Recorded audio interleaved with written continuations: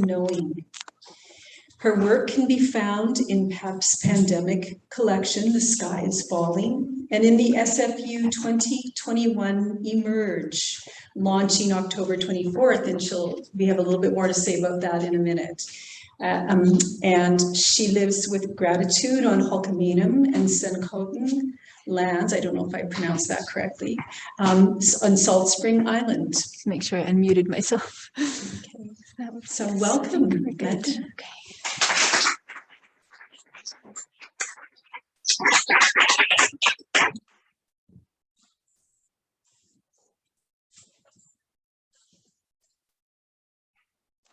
Hello, everyone.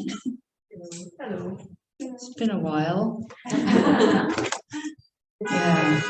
My excuse is that when I moved to Salt Spring in April, I didn't have any internet connection until September. So in one way that was lovely because it meant I got to swim in the lakes and play all summer. But it also meant that I fell out of contact with a lot of things that I used to do on Zoom.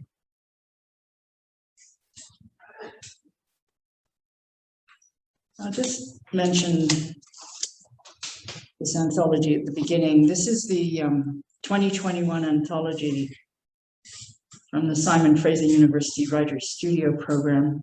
It's a master's level writing program that's been going for 21 years.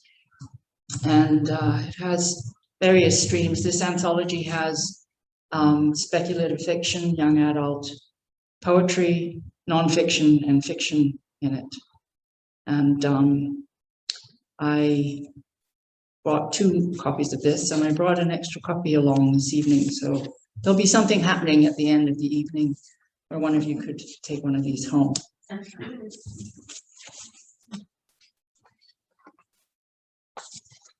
going to read a mixture of poetry that's probably mainly about land and place and belonging and relationship to the natural world, which is something that I write a lot about. This first one is called Layering. Layering past to present, deep time memory unfolds rifts hidden under land long trodden. Soul to soul meeting ancestral steps, greeting hereditary soil. Wind rock formed, moss, lichen wrapped. Unseen before, memory ghosts drive detail to dust, chronology to confusion. Stitching a new tapestry from old forgetting, the needle passes through. Each thread a fiber forgiving, each knot untangled a gift of clarity. Strands of blue and green weave earth body into sky dome, watery tears into healing streams. Golden fleece of sunlight throws shadows onto rocks, mirage of challenges and defeats.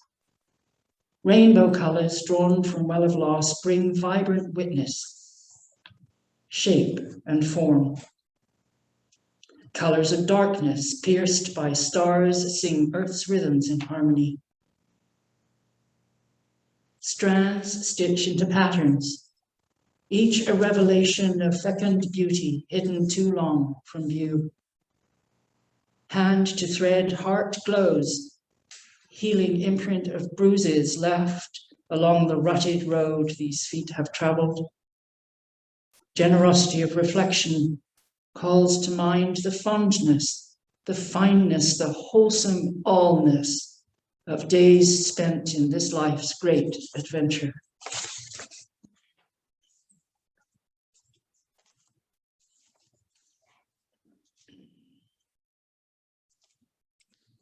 Next poem is one of the early pieces I wrote when I started as a student in the writer's studio. It's called Settler. I come from winter smog, coke dust, anthracite. I live with lung damage, my breath a wheeze. I come from doorstep milk bottles, twice a day post-delivery. I drink milk from oats, send emails and texts. I come from wool socks, tweed skirts, cashmere sweaters. I live with wool allergy, sensitive skin, cold feet. I come from corsets, suspender belts, stockings, petticoats. I wear socks, soft linens.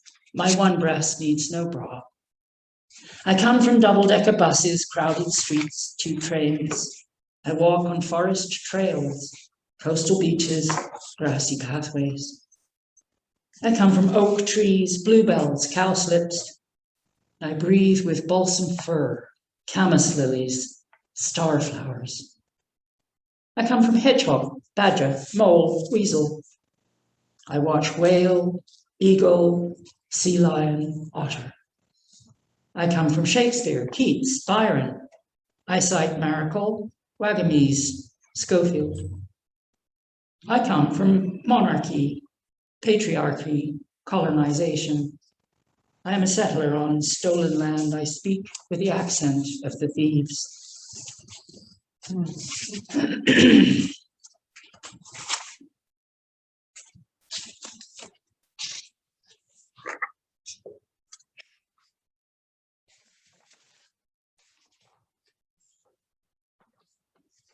This next one started with me writing a little bit about my life in the Yukon and ended up being a poem about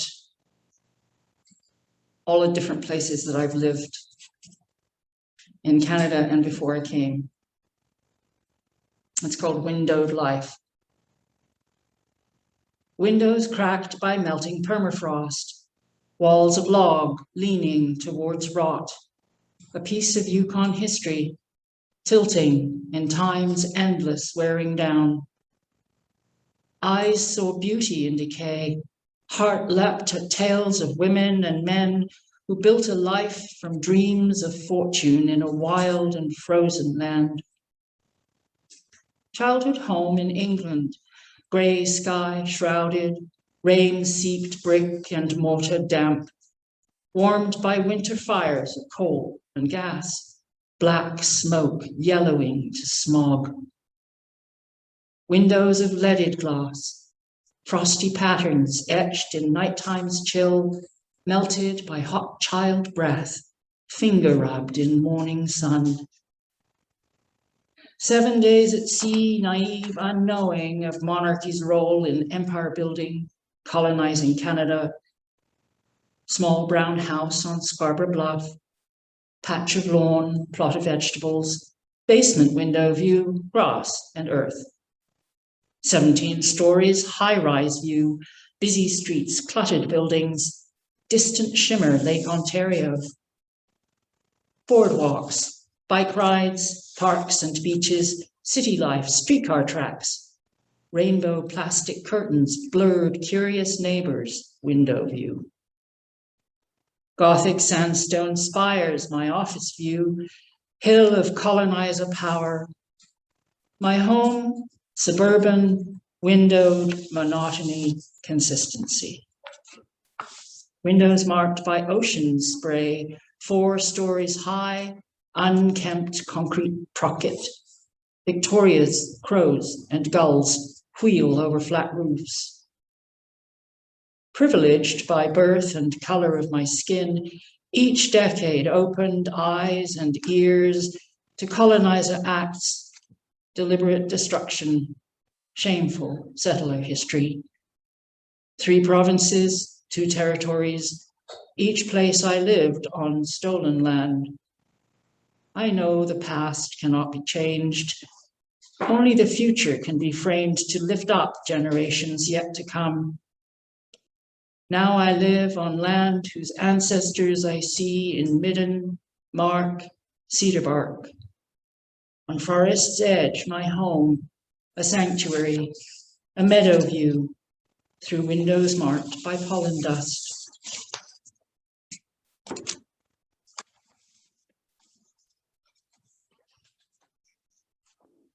You still all good for time? Okay, so this is a fairly new poem, but like it, so I'm going to read it. It's called Gustaf and Grace. Carefully clipping cuticles, filing elegant fingernails, moisturizing delicate hands. Hotel manicurist at work, 1912, London, England. Hot and cold running water flowed from brass taps into marble sinks. Comfortable padded chairs embraced eager clientele. Expensive perfumes scented the exclusive salon. Europe's richest women walked on shining marble floors, admired extravagant mahogany woodwork, gazed at themselves in tall beveled glass mirrors. Shining crystal lamps, bouquets of flowers in season, quiet murmur of women's voices, atmosphere of luxury and elegance. Uniformed and demure, 18-year-old North London shop girl Grace May Marish, manicure trainee, sat on her stool, concentrating on her customers' hands.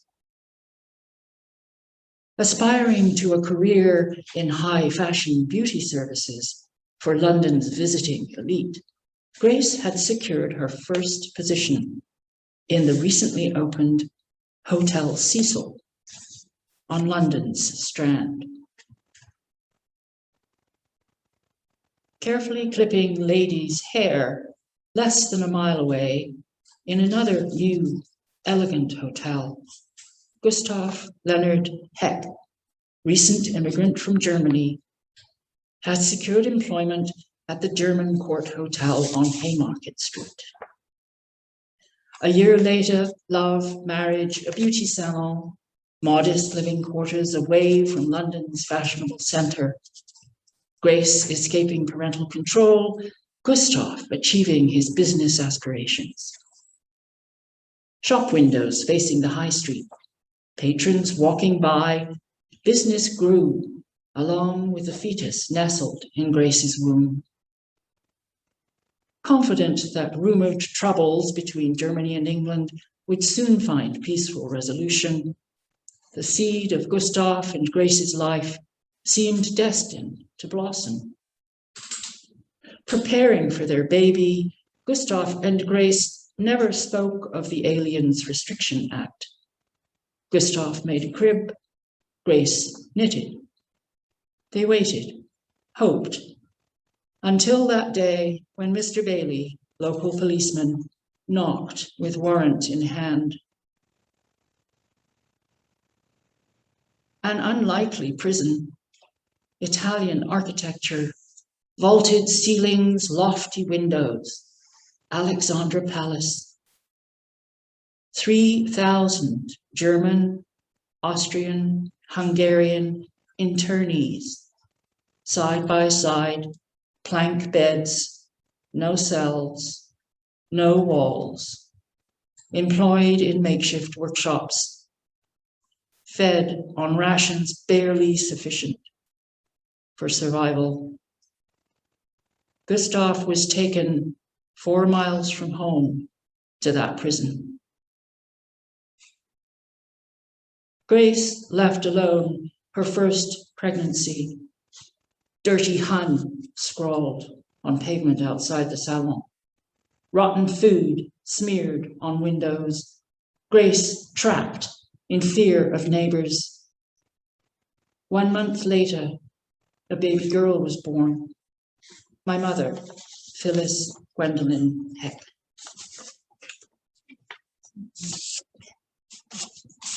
One more? Shall I finish? Sure. Okay, it's from her.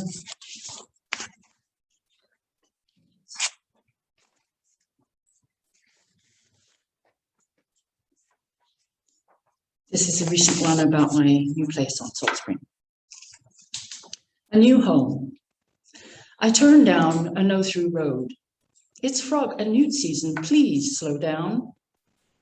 Forest and meadow border my narrow winding way, lead me to my new home.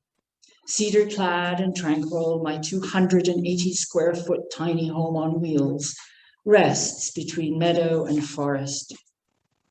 High nasal screeching, rattling trill, joyful tune, tap, tap, tapping, throaty calls, cackling comments, rhythmic notes, staccato chirping, humming, whirring, cacophonous conversation, heated debate, silenced by my sudden presence.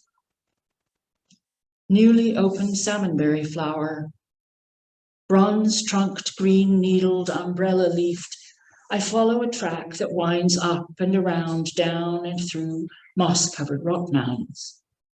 This place filled with stories witnessed by many lives before mine. Humbled, hushed by a sense of ancient presence. Stopped by the sight of owl pellets and bright white droppings at foot of grand fir, I breathe. Through the trees from a distance.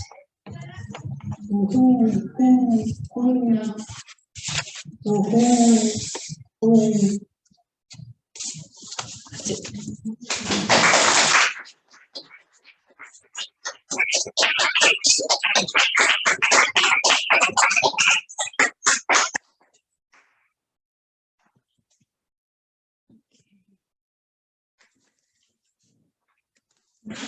Thank you so much, Medwyn, for those wonderful evocations of place and the personal history that has sadly so many echoes, right, in the present. Yeah, really appreciate that. Let's give her one more hand. So glad you were able to join us. Wonderful. Hey, well, now it's my pleasure to welcome our featured poet for the evening, Pamela Medland. And I'm thinking about, a year ago when we had our season on Zoom, and we're probably more focused on the things that we didn't have or limitations. And as time went on, it became apparent that even in that Zoomosphere, great things could happen for us in sharing poetry and making new poetic friends. And one of them is definitely Pamela Medland. We were so happy when she joined us and brought the warmth that she brought and the beautiful poems. So tonight is it's just amazing. She stepped out of her little rectangle into this, real space of in-person readings.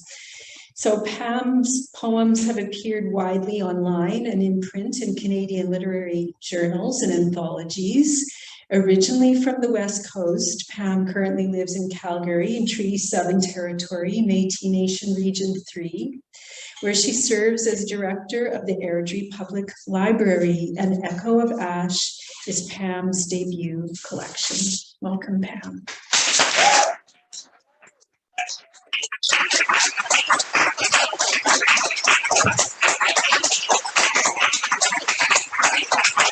Thank you, everybody. Thank you, Leanne. And Medwyn, thank you so much for your lovely poetry and the open micers. I can't tell you how thrilled I am to be doing a live reading like everybody else. It's my first one in, I think, 2 years. So bear with me if I'm a little rusty. But I'm here so honored and thankful to be invited. Thank you, guys. Because I published my debut collection of poems called Echo of Ash, published by renowned Calgary poet Vivian Hansen, who has a small literary press. And the occasion of this collection was the death of my husband, unexpected death of my husband, at quite a young age in 2016. And I will share with you tonight, I want to spend the first portion reading from the collection, which is for sale at the back. But I have to tell you, I think I've done about 5 or 6 online readings, and every time I do them, it sort of pulls me back into that space. And so I would like to spend the second half of tonight, reading from more recent work, which engages with my living on the prairies. Is this comfortable for you? Yeah, perfect. That's great. Thank you.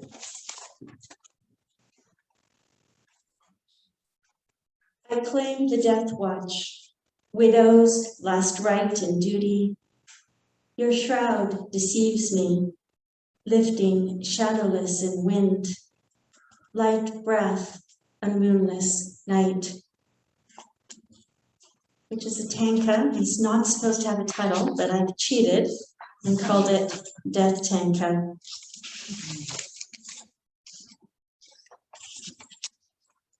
In the fifth dimension, you inhabit my body, blood, breath, bone marrow, dancing at the point of synapse sunk deep in my gray matter. You play in my cuticles, stoke my follicles. Your dust destroys time. There is no past or future, only a limitless present that stretches in all directions. A five-dimensional reality where all senses are aroused. I walk in a shiver of desire for your tongue-on-tongue kiss, embraced by the warmth of your smell, enthralled by the gray of your eyes. Singing in my bones, I rub the grit of your ash, lick the tip of my finger, taste the heat of those first glances, hear the pant of first lovemaking, worry again the last whispered goodbye. So this collection is in 3 sections. The first one is Drowning, and they're all the poems that are coming out of that first period of sort of shock and deep sorrow. The second section is called Surfacing. I'll just end the first section with a short prayer for the dead.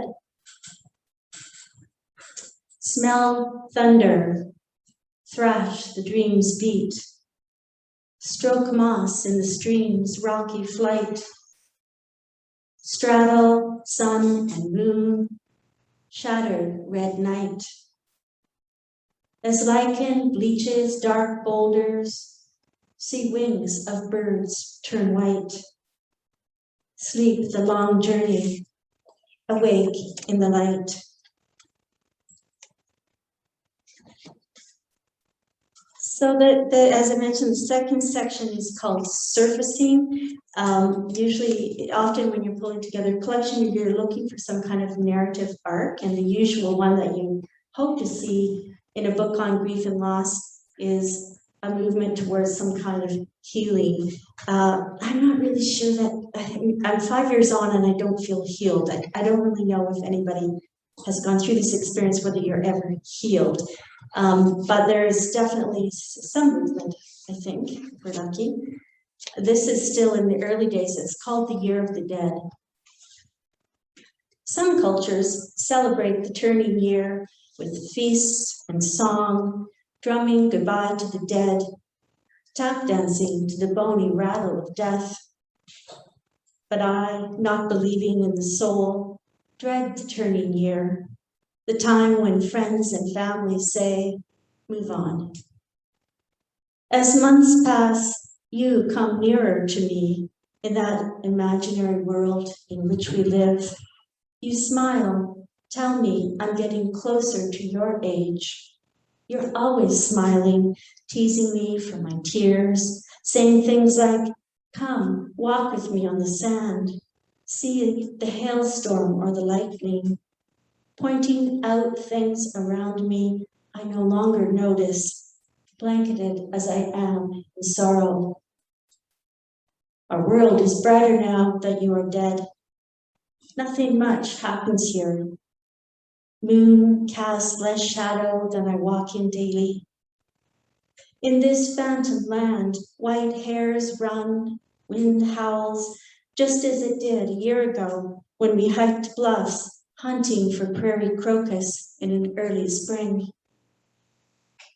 This year is long, the crocus late. Your ashes sit by my fire in a box. When I think of summer, it's of blinding heat, a final burning that melts your eyes, curls your lip. That terrible first anniversary is coming. The gap between us narrows. You will stay young.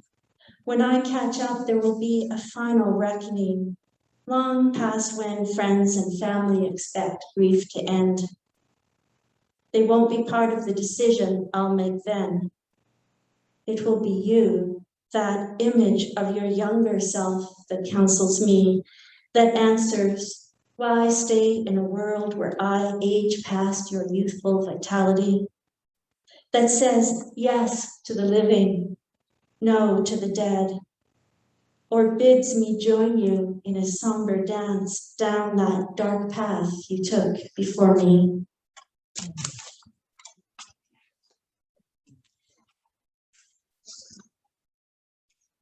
I know, I don't want to end this people. I'm almost ready to move on to something else. I will tell you when I'm selecting the poems though to put together for the collection, I was looking for poems. Everybody goes through grief, experiences the loss in their own way, but there are some similarities. And so I was trying to pick poems that I think touch on experiences that many people share. This one is called I Open My Window and Release a Hair. Is it a socially aggressive act to discard the dust and peelings of my existence into the common thoroughfare? Like an American tossing a candy wrapper on the freeway, a Brit, a crisp packet in the canal, a dead cat in the Seine? I pick lint off my shirt, cringe as I toss it to the wind, afraid since you've left to make even so small a mark upon the world, so mild an utterance of scorn. You were so sure of right and wrong. I can't bring myself to toss your ashes. They sit heavy in a box by the fire, tempting, accusatory, sullen. You want to be the small molecules an ant dusts from its feelers. Everywhere, the bereaved release their loved ones' ashes into rivers, lakes, drinking water. We tipped Ron into the ocean, his essence spreading behind the boat like a fungal bloom, a watery Milky Way. Dan took small tea-tins of you, spread them on new fallen snow. He said it was black and gritty, that he was sorry he had littered the slopes so close to the lodge, where the skiers would think someone had dumped an ashtray, not a father. Oh, God.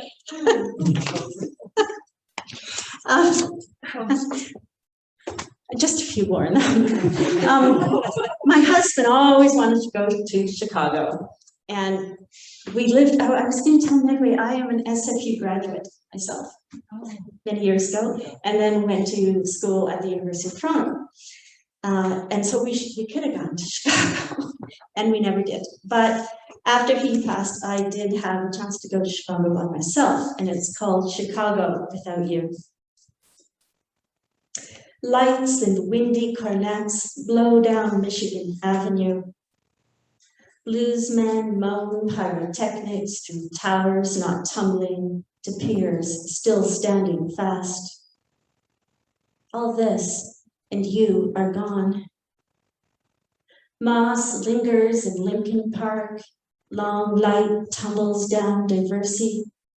White-tipped waves of Lake Michigan pitch tails on the sand of Wrigley Field. But you are gone. Art clings to walls, domes don't fall, or stained windows shatter. Fountains slake the thirst of millions. Still, you are gone. Okay, just two more and then cheer it up a bit. In Reader Rock Garden, and I'll just tell you that Reader Rock Garden is a wonderful garden in Calgary, full of native rocky plants. And it was one of the last places that I went with my husband. It's called, this poem's in Reader Rock Garden. Nothing remains of your path through this garden. Even the stones you stumbled on have settled into dust and mud. Each year, birds bring new seeds. Each autumn, a plant dies for the last time. Only I remember how under this tree you cried at the beauty of blood red astilbe. And you know what? Enough already. If you would like to experience more poems about grief and loss, you can find them in my collection. But I would like to light things up a little bit here for the last part of the reading. And this, I dedicate this poem to my friend Barbara Pellman, who recently shared with us a wonderful poem about her relationship with her daughter. And so I read this poem back in honor of your poem. It's called Canning Salsa with My Daughter. I'm careful not to wipe my eyes as I slip skins off tomatoes, plump in my hands like newborn pups. You storm out before we're done, leave me surrounded by the split hulls of jalapenos, hands burning. I wonder if you too feel the heat rise. Will this magic passed from my grandmother die with me? Steam flares whenever we meet, but I persist. Dip jars of red, green, and gold in the canning bath. Commit to this act of faith, this belief that what matters most can be preserved beyond its season. My glass-fronted cabinet glows with the muted tones of stewed onions, tomatoes, cilantro. A single jar sits on your kitchen table, a peace offering from me. Be careful, I caution, it's hot. Nothing's too hot for me, you tell me. And we laugh, our hands still smoldering from last night's jalapenos. Daughters, eh? No. I live now mostly in Calgary. I work in Airdrie, but I live in Calgary. I am originally from the West Coast, but my grandmother actually lived in Calgary. I never thought of us as having any Calgary connection, and then it kind of occurred to me when I moved there, oh yes, there is a connection. This poem is called First Memory Last Night. Your first memory, fireworks over the Bow River, cocooned in your father's buffalo coat, his sweat, the strong bovine smell of curled black hair. On your 87th birthday, in the chronic care ward, your feet stick out. They are cold. Down the hall, nurses laugh. You remember your mother's laughter, her voice skipping like smooth river stones. Pain shoots through your skull. Your father, long dead in a mint green hospital gown, tucks your feet into the shorn skin of a bull. I'm working on a whole series of poems about the prairies because I found it so weird to be living there. But to me, it always seems kind of surreal. There's really unusual things like the Burgess scale and the fact that it's this massive seabed. And you'll see that coming up a lot in these poems. The first one is called Octopi Inc. for the Millennia. I've heard rumors of a new ice age, arguments for a cyclical continental thaw, contradictions, differences of opinion. Impossible to tell if we are thawing or freezing. Though I saw your body, blue and cold, gave you to the fire, hoped your spirit would survive the winter, your ashes encouraged germination in a cool spring. Driving the Icefields Parkway, I'm not so sure of connections and inevitabilities. The Burgess Shale has shaken my confidence. Shells on mountaintops, sea life on the prairie floor. Oil is running out and mountains shifting, mated with glaciers grinding to topsoil. Then there's you and me. You tell me to keep 2 hands on the wheel, always. Don't go too slow. Don't go too fast. Don't look. Don't listen to the mountain streams. I saw 2 ravens fighting, or were they mating? Impossible to tell. How many minutes do I have? Good. Am I good? Okay. Can you give me sort of wave when I've got like about 2 minutes left? Sure. Okay, perfect. Everybody knows what the Burgess Shale is?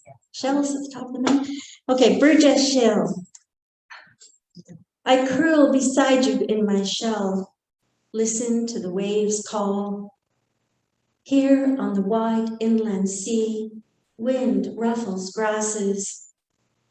The prairie's seabed is a dangerous place to crawl, house on my back, sniffing the presence of kin in sour gas. You turn to me in the night, crush my shell with your indifference.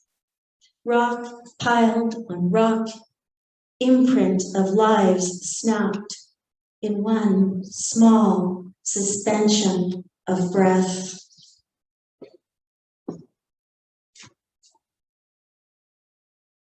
So there was something called Ancient Lake Calgary, and down to the Bow River is a little bit, was fed Ancient Lake Calgary. And they find really interesting fossils in Calgary. This poem is called Drip of Past into Present.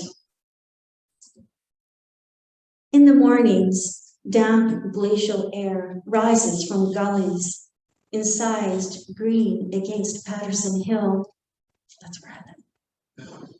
When I put my ear to the floor, I hear the scrape of ice, the rush of water melting. Yesterday, I dreamt of white bats flitting deep in a bedrock aquifer.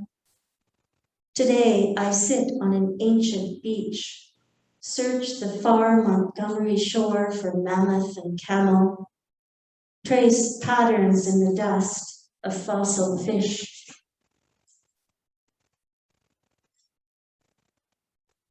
So there's all kinds of past in Calgary. There's the recent past and the little older past and the really ancient past, and all kind of coexist at once. So it's really quite an interesting place to live. This is a little bit more recent past, which is the agricultural past of Calgary, which is down. I live near the outskirts heading towards Banff, and you can still see farmers' fields, outlines of farmers' fields there. This one is called Spring on Old Banff Coach Road. On the corner of Boat Trail and Old Banff Coach Road, a rhubarb leaks under a 6-foot fence. Toxic and terrible, its large green leaves wash over the sidewalk. Relics of a time when beets had giantism and farmers groomed the snouts of epic pigs. Not so long ago, a woman in a broad-brimmed hat planted a red rhizome on the south slope of the terrace. 10 housing developments later, all that's left is mythic rhubarb, huge and impossible to kill, invading our storm drains and elevators, pushing fleshy stalks into our dreams. This scarlet freak thrives in our neat suburb built on the rich manure of Rocky View County, the bone meal of 1 million buffalo. 100 years from now, when old Banff Coach Road has spread to 6 lanes and high rises line the rim of Broadcast Hill, rhubarb will sprout each spring in the back lanes of Patterson Heights, sour, luxurious, gigantic.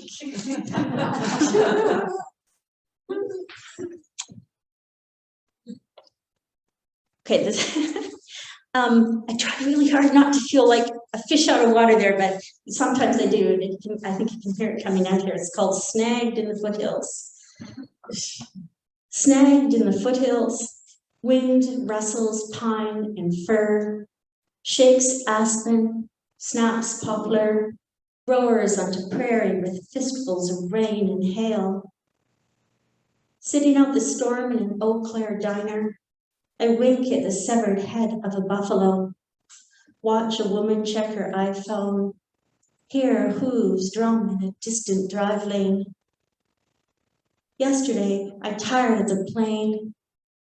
Today, rocks move, coulees shift, bluffs shimmer under dancing sundogs. Tomorrow, I'll drive to the Badlands, fly my drone in Horseshoe Canyon, hunt for bone and fossil, listen to waves tickle the trilobites.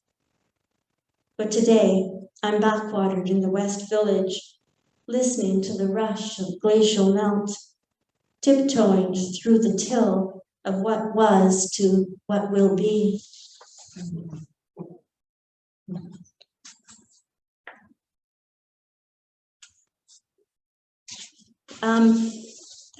So I don't talk too much about the tar sands and the Trans Mountain Pipeline and all that stuff when I'm there, but I do write about it. This poem is called Oil and Gas, in 3 parts. The first part is tar sands. A red moon in the sky. My hands bloom, thrust and held in soil, numb to the lick of worms, their till. This year, smoke clouds, tar ponds in June, ash on our tongue.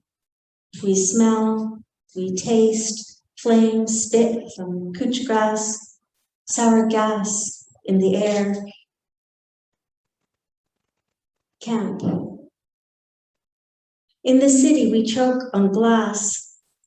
That's how it must have seemed as you gulped clouds of your own steam, dropped far from the edge of town. Smoke heavy, a thick flood on your face, itch of a late day bush, the flies. And the final section, bar. Sand, sludge, pull of what could have been. My furred tongue thick. I see the dust of dawn, take the back exit, howl at the dog. One more? Two more. All right, 2 more.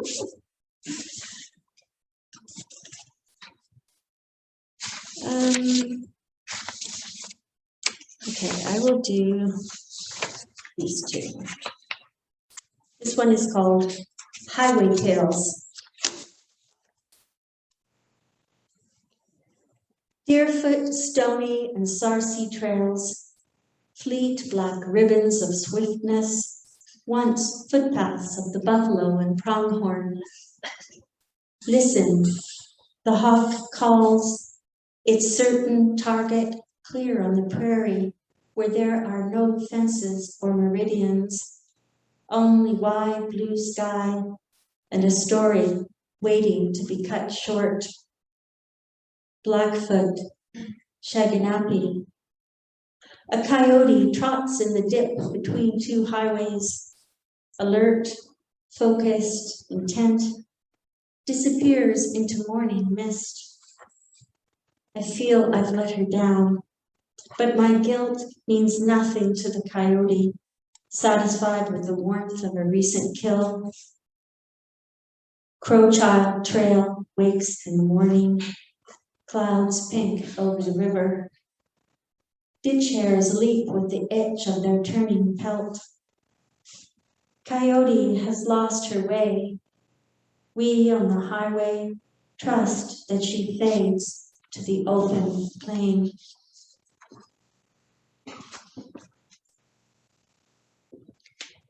And I'll just end with this last poem. It's called Shooting Stars. Written actually in jasper, which is the dark sky preserve, one of the dark, there's only so many in the world, jasper is one of them. Shooting stars. We forget about stars until one night a flamer shoots by, arcs over our shoulder into a frozen lake. I grab the arm of my companion, say, "Oh look, a shooting star." But he's talking about Heidegger or Gramsci. Even though it's cold, his cheeks are flushed. He's too far gone for stars. Will I notice when planet Mercury explodes, radioactive dust balls engulf my deck chair? I might be eating cheese and crackers, feeling that the world is fine when, bam, the sky is full of a million white-hot pieces. In the moment it takes to fry, I'll notice he's still talking. All I'll have time to think is, why?